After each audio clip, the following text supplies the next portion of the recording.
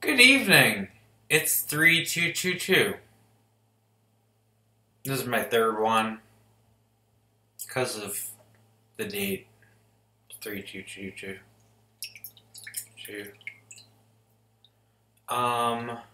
And I will review, year of our Lord, I will review the top 30 video games of all time. I played a lot of video games, wasted a lot of my life playing these video games.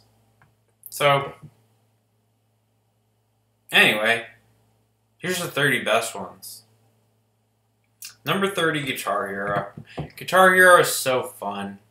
When it got to Rock Band, it was still fun. The sequels to Guitar Hero, it's just very fun. If you don't know how to play guitar, to just learn like Dance Dance Revolution with your fingers, and you can pretend you feel kind of like you're playing these awesome solos that you love. If you love music, Guitar Hero is a lot of fun. If you're not great at playing an actual guitar, but you just want to have that kind of joyous experience of doing a rhythm game that emulates playing guitar to a degree that you feel kind of like you're rocking out when you're hitting those complicated rhythms that they give you at the higher levels. Great game. Guitar Hero. 29, Donkey Kong Country. This was one of my favorite Super Nintendo games. It's a side-scrolling platformer. They made some sequels that are also good. It's just an excellent platformer. I had a lot of fun playing this game and figuring out the bosses, the levels, the different tricks. It's a great video game. Number 28, Ratchet and Clank. Another great platformer, but it's not just a platformer, it's kind of open world. You go between these two different characters, and when you're Clank, you do these puzzles, kind of.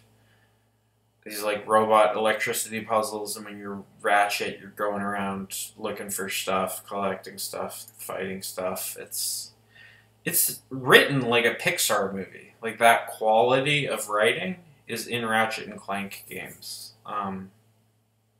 So, yeah, they have great voice acting, great storytelling. It's legitimately funny. It's an exceptional game, exceptional series. There's multiple good of all of the things I've named so far. But I'm going with Ratchet and Clank, the OG. Crash Bandicoot. Another great platformer. PlayStation was the first console that I bought. Either PlayStation or Dreamcast. Because I had a Super Nintendo for my older brothers, so I would play those games. So a lot of these are Super Nintendo games or PlayStation games or PlayStation 2 games. Or PlayStation 3 games. Because those are the systems that I purchased other than I had Genesis. Anyway. Mega Man X 26, sorry. Mega Man, one of the great games, one of the just kind of quintessential side-scrolling platformer shooter. There's also little puzzles you have to figure out to beat the bosses to get by certain platforms without injuring yourself. It's actually a very difficult game. Any of the Mega Mans are pretty difficult, but when you actually master it, and you get the new abilities, you beat the boss, it's great. And the hardness of this is why I love it, because you can feel like you're in this Sisyphusian kind of futility, because you keep playing the same level over and over again and losing at the same part, or losing slightly. And then eventually you figure it out and you can beat it. Mega Man X is easier than the old Mega Man games. The animation's cooler, the storytelling is cooler. I love this game. I love X2. I love all the Mega Man X series. Number 25, I put Braid. This is the single most beautiful game I've ever played. I actually wept when I finished it because the storytelling is so good. The storytelling on this game is on the level of like a novel. hesitate to even say it's as good as a movie because it's better than any movie I've seen in the last 20 years. But yeah, if you actually are interested in video games as art, this is a weird deconstruction of the side-scroller platformer formula where you can manipulate time. And then the story is about why are you manipulating time. You slowly learn over time what the point. I'm not going to ruin the ending of Braid for you, but just play it till you figure it out. It'll teach you new ways to think about games while you're beating the levels. Then you'll be rewarded at the end of the game with the coolest kind of Twilight Zone ending of any game. Yeah, Braid. Dark Souls 3, 4. This is the best Dark Souls. The Dark Souls games are for masochists. They're very difficult. You will die a lot before you figure out anything. You'll die 100 times trying to swing a sword at the same statue until you figure out you have to do this, like, okay, wait a second after he does this, and then you do this swing move, and then this is an insanely difficult game. I respect this game. I don't think I've ever beat this game. It's too hard. It's a very difficult game. But I appreciate it's a beautiful game. It's really art in the way. I didn't include Last of Us or Red Dead Redemption, which are other instances of great art games. I also didn't include Journey or Fable or Limbo. I liked those games, but those games you play through pretty quickly, and these are the games that I actually spent a lot of time playing and thinking about. Number 23, weird personal favorite, Jet Set Radio. I adore this game. It's so fun, like skateboarding, spray painting, like weird Japanese art, and the soundtrack is good. It's just a fun environment. I remember when I was young, I would just play Jet Set Radio and just like rollerblade around the levels and tag stuff, like not even do the missions and have a blast. So Jet Set Radio is there, number 23 for me. 22, Super Mario Kart. Any of the Mario Karts, really. There's not bad Mario Karts. They're all the same game. Super Mario Kart was the first one. So I'm saying it's the best because they didn't really do much to the formula. Because it was kind of already perfect with the Super Mario Kart. They added some different projectiles and like some jumps and stuff, but it's the same game. Still, one of the great games. 21, Sonic the Hedgehog. This is a wonderful platformer. These Sonic Genesis games are very fun. Still, you can buy them on the store of your platform. Play these old games. Sonic is a great one. Just collecting coins. Getting beating the crap out of Dr. Robotnik. I love just spinning around, going fast. Mario platformers so slow. Sonic, you can like run through an entire level if you figure it out, and then you can go through these secret passages and stuff, and they'll give you these weird little like coin section tunnel bonus lands in the Sonic games. It's a good franchise. I like the OG, the Genesis Sonics, because that's what I played mostly. The new Sonic that was more open world, I was not a fan of. I think it was Sonic 4 or something. It was the Dreamcast one where it was like 3D Sonic, like trying to do the Super Mario World thing to Sonic, but failing miserably. The old Sonics are great. Number 20, Tetris. Tetris is not only a game, it's a legitimate psychological way to process emotions and trauma. If you experience like PTSD, psychiatrists will recommend that you actually play Tetris because there's something about the way it engages. You're just looking at shapes and trying to fit them and make lines, and you just kind of shut off your rational brain and you get into this kind of meditative state playing Tetris.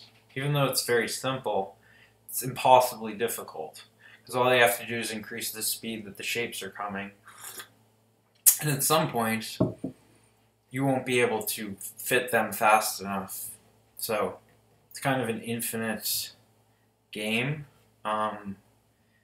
Even if you just play the simple Tetris on Game Boy that came out in the 90s or whatever. But the new Tetris with all the visual effects is cool.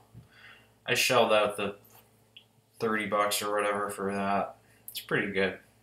Number 19, Super Smash Brothers.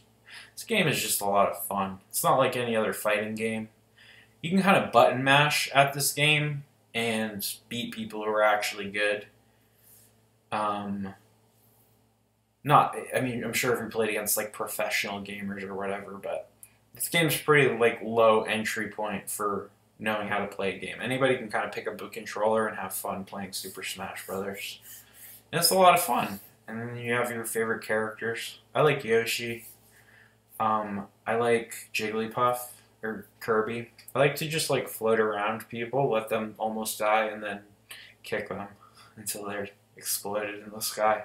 It's my general strategy with Smash. 18, Fallout 3. This is an amazing game.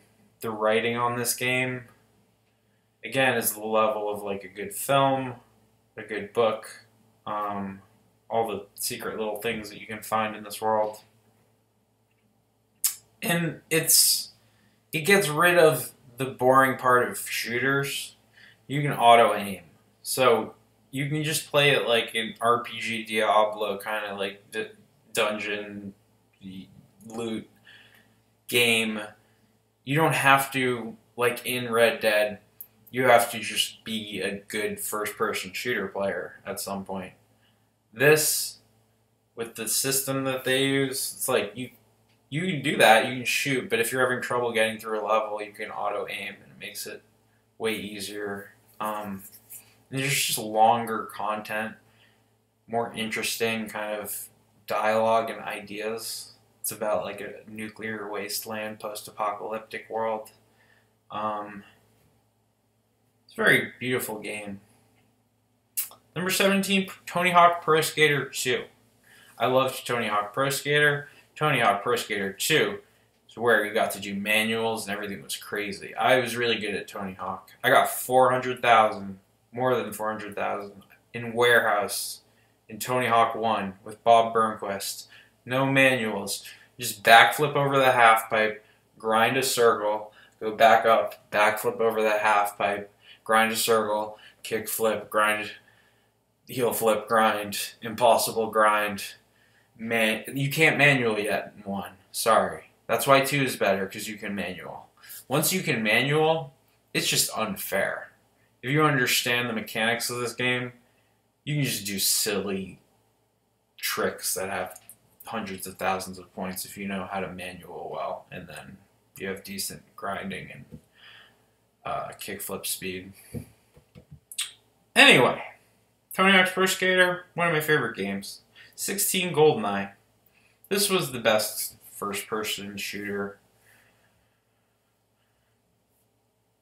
I played a lot of this game when I was a kid, like very young, and it was just fun. We just pass around the controllers. You could set all these stupid rules. You could be like, yeah, we're just going to be like Odd Job and just play with knives, or we're just going to be like in the archives with just a golden gun. Like, you could vary it to make it endlessly interesting, or you could just play it straight up as a shooter, and it's a compelling shooter. Yeah, I think this game was very popular for a reason. It was the best first-person shooter on a console at the time. And it still holds up to me as the best first-person shooter. I'm not a huge fan of Halo or any of the... Yeah, I don't like the Rockstar games. I don't like a lot of the stuff that's popular. After GoldenEye, Chrono Trigger. I'm not going to explain that Chrono Trigger is a perfect game. If you've played Chrono Trigger, you understand that it's an amazing game. But you probably haven't played Chrono Trigger. So, if you have a Switch, buy Chrono Trigger. Play it. It's very good. One of the great early RPG type games. 14 Super Mario 64. I beat this, got all the stars multiple times. This game is just fun. The sleigh ride with the penguin? Come on. I love a sleigh ride with a penguin. Racing the penguins. It's a beautiful game. It's the second best Super Mario. Maybe Mario 3 is better than it, honestly. There's one that's above it I'll talk about. 13 Zelda. Had to put a Zelda in there. I think Ocarina of Time is the best Zelda. Kind of wanted to put an old Zelda, but no. Ocarina of Time, that's where it peaked. I don't like the Switch Zelda that much, Breath of the Wild. I think it's a massively overrated game. Ocarina of Time, however, is a beautiful game. I think Link to the Past actually is the best. I'm replacing Ocarina with Link to the Past because it's more of like inventing a new style of game. Although Ocarina, they're both very good. Tied 13, Ocarina, Link to the Past. 12, now we're getting to fighting, baby. Street Fighter. Down slide to forward punch. Back slide to forward kick. Like, the basic combinations of fighting stuff, once you learn them and integrate them, this is an endlessly fun game to play if you have friends to play with. It's my second favorite fighting game. I've played King of All Fighters. I've played a lot of fighting type games. And my favorite is Mortal Kombat. It was my favorite back when it was an original game, probably just because there was silly things like Toasty and like Noob Saibot and Blood. And it just seemed crazier. The mechanics of this don't make sense in the way that the Street Fighter mechanics do. They're more unique, but the new Mortal Kombat's like 10 and 11, it's like they elevated it to, again, like being like a Marvel movie. The storytelling is actually really good. I haven't seen the new Mortal Kombat movie. The old one is terrible, but fun to watch. Mortal Kombat best fighting game. Number 11. Number 10, I had to put Hearthstone in the top 10, because this game I've played more than any other game. In terms of actual time playing a game. Hearthstone, because I had it on my phone, because I had a job where I had lots of downtime, where I had nothing to do other than play with my phone, I played so much Hearthstone. But eventually, I think Blizzard's just greedy, and the meta just became this pay-to-win stuff. It wasn't very interesting. It was these non-interactive Tier 1 decks. And they just kind of ruined their game by power creep, by greed, by splitting it into a bunch of modes and not focusing on the core elements of the game. Which at one point, Hearthstone was a very fun strategy game, like playing Magic online. I've tried to play the Magic online client. It's still not smooth and fun in the way that Hearthstone was. Hearthstone I haven't played in a few years because, yeah, I just don't... I'm not paying any more money to Blizzard, period. They're just a bad company. Mega Man 3, number 9. This is my favorite Mega Man. I love all the Mega Mans. Mega Man's so good. Number 8, Pokemon. I put the original Pokemon, the red, blue, yellow. You could argue the silver, gold is better. The new one for the Switch is fun. Pokemon in general, it's just an easy, fun, classic RPG. It's just kind of reducing a Japanese RPG to its like most simple elements. You're slowly building up these characters that have weaknesses and strengths, learning how to pair them. You're like, oh, he's pulling out a grass Pokemon, I'll use my Charmander. He's pulling out a water Pokemon, I'll use Pikachu. You know, teaches you how to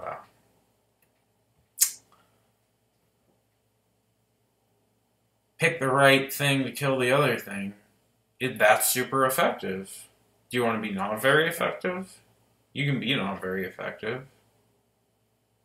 Just do the flame burst at a Squirtle. It's not very effective. Pikachu, you lightning bolt the Squirtle. Now we're talking, baby. Number 7, Bioshock. This is the most beautiful, like, art game series, I think, ever. I like it more than Last of Us or Red Dead. I don't like Red Dead or any of the new GTAs. The GTA 3 was fun at first, and then every other game since then is just new GTA 3, and I have no interest in it. I like the old GTAs, like the computer game, where it was like two-dimensional. That was fun. But, yeah, generally speaking, Rockstar games are not fun to play to me, but they're consistently ranked like the best games, the most popular games. But yeah, I played Last of Us, I played Red Dead Redemption and 2. And yeah, they're just boring first-person shooters. They have cool stories. It has that movie-like quality and good character voices and acting and stuff, especially Red Dead 2.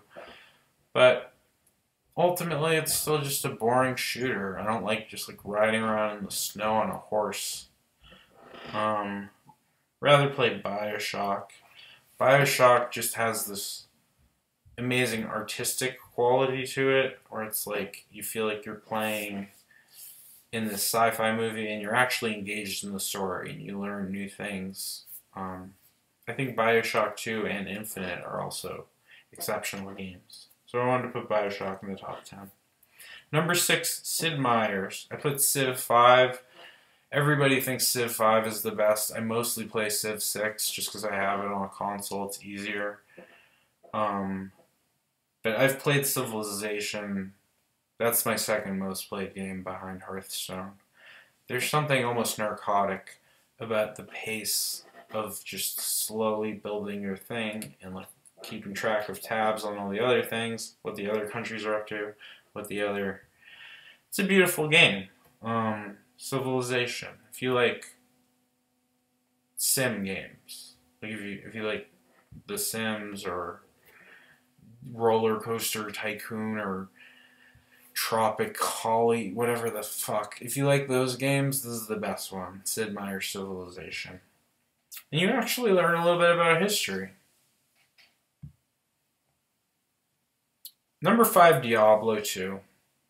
The best Diablo. Diablo is the best dungeon crawler RPG. It's a lot of fun to play. I played Diablo 3 a lot, but Diablo 2 was clearly the best Diablo. And the best Blizzard game. World of Warcraft is boring. To me.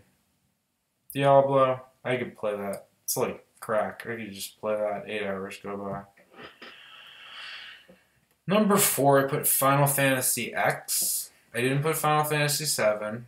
I played Final Fantasy 7. I liked X. X felt like it had the cool new graphics.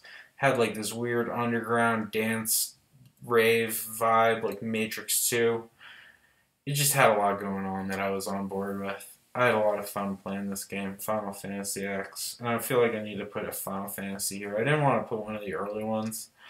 Because honestly, I didn't even play most of the early ones. And when I try to, they're more boring to me than the newer ones. So, Final Fantasy X, that was my peak Final Fantasy. I gotta play 15 or whatever the new one is. But I heard it was buggy and not that good. Number 3, Elder Scrolls Oblivion. Oblivion, I played a lot of, and it was my favorite open world RPG. That Bethesda style of game. It's so addicting once you get the hang of it. It's like endless. You can just go in a million different directions.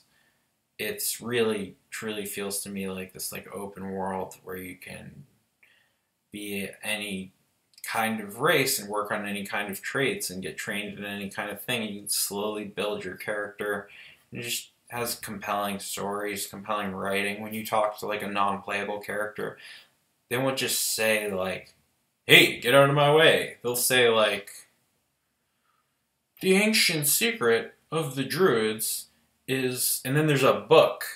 And then you'll be reading a book, and you're like, "Is this a real book? Like, why am I reading a book on a shelf that was in a..." But you start doing that. When you play this game, you start falling for the world. And it's a fun world. I like to be a mage. I like to shoot fireballs at you until you're dead. But yeah, you could be other things. You could be an orc. You could be not a paladin. What do they call the like Nordic warrior character class? Anyway, you can just be an orc and swing an axe at people, mess people up, get treasure chests. It's fun. It's a fun game. Skyrim is the same game. There's bigger, longer, there's dragons, better graphics. I liked Oblivion better. Number 2, Super Mario World. This to me is a perfect game. My favorite Mario, my favorite platformer, my favorite side-scroller. I've beaten this game a few times. I mean, I beat it when I was very young, when I had a Super Nintendo, and then I've re-bought it on other Nintendo consoles and played it again. Also shout Super Mario RPG. That game is amazing. 7 stars. I adore that game. It's like, in a Pokemon way, it simplifies RPG to the point where it's just this addictive, easy to understand game. It's just kind of endlessly fun. I really enjoy playing that game, Super Mario RPG. But Super Mario World, I think, is the best Mario. But it's not one for me. One for me is Persona 3. Also, Persona 5 and 4, very good. Persona 3, I actually bought a PS Vita simply to play Persona 3. Persona 3 is like an adult Pokemon. It's like more complicated character types and interactions, and it's not just as simple as like fire, water, grass, like rock, paper, scissors type stuff you get into with Pokemon. There's more variance in character types and things you can aim at. Also, it's based on this very dark story, this very dark kind of dystopian Japanese story about all these teenagers who are killing themselves, and then once you kill yourself, you become a spirit, and then that spirit goes into like these haunted castles and fights other spirits and slowly gains like more skills. It's just an insane game. It's like the plot of it is dark and beautiful and insane. The gameplay is so fun. It's like adult Pokemon. I already said that, I think. But it's like, I love the formula of Pokemon, and it's like, oh, they made like a better, more complicated, more adult version of this type of game. Where there's like sex and violence and suicide and death. It's not just like little cute monsters that are like your pet, but also you force them to fight for you. But yeah, Persona 3 is my number 1. Sorry. This should be 30. So, this spring line of fragrances I'm coming out with, we're working on sandalwood, we're working on lavender, we're working on patchouli, working on cedar, some sage.